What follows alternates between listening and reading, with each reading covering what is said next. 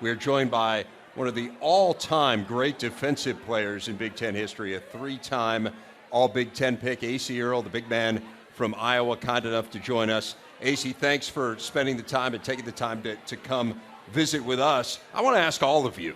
I mean, none of you got a chance to play in the Big Ten tournament. Acie, I'll start with you. What would it have been like to have a tournament like this? You guys were in the glory days of Big Ten basketball. Well, first of all, I would have scored more points, so Aaron White wouldn't have caught me.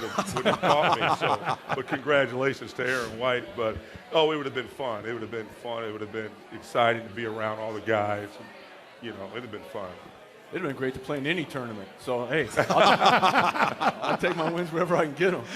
No, I think it would have been great. I'm like AC in that, you know, you're in a tournament atmosphere here.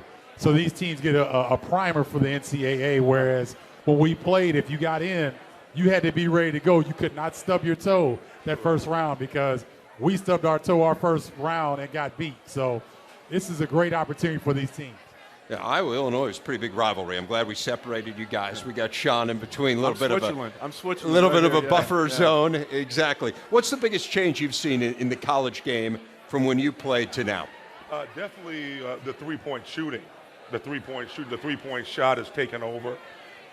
There's not a lot of dominant big men like when Sean played and myself played and a lot of other great Big Ten big guys. There's just not that anymore. It's, you know, more of the swing forward player, more of the lead guard player.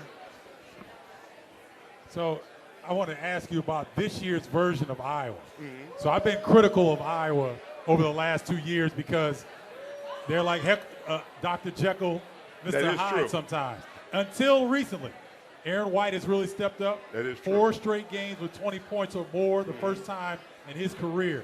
What have you seen about this version of Iowa that seems to be different from the last couple of years? Well, there is no dominant player. There's no one who handles the ball the most or dominates the ball like Devin Marble did last year.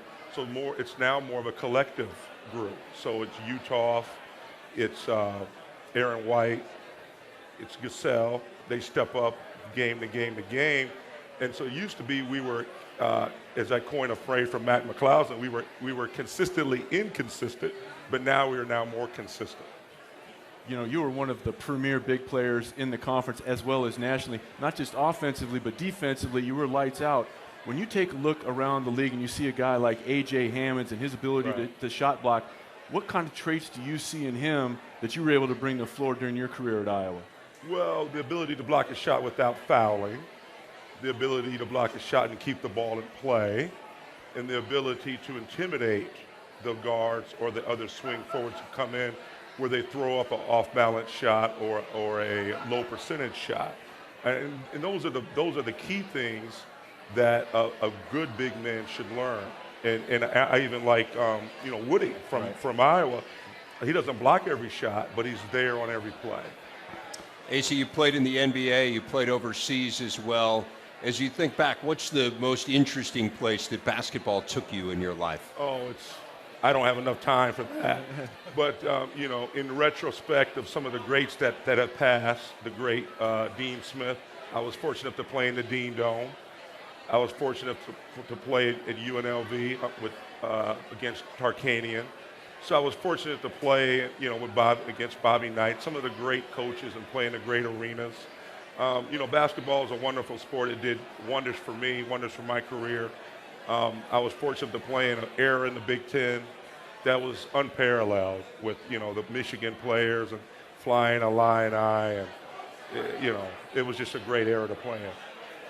Yeah, I wanted to ask you, it tickles me because we had seen Carver Hawkeye, not what it used to be, but it seemed like this year it's come back. Oh, it's come back. And that was a house of horrors for me, as you well know, right? Because I never won over there.